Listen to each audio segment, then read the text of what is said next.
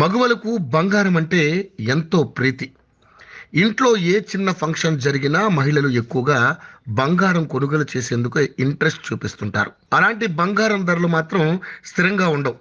రోజువారీగా బంగారం, వెండి ధరలు మారుతూ ఉంటాయి.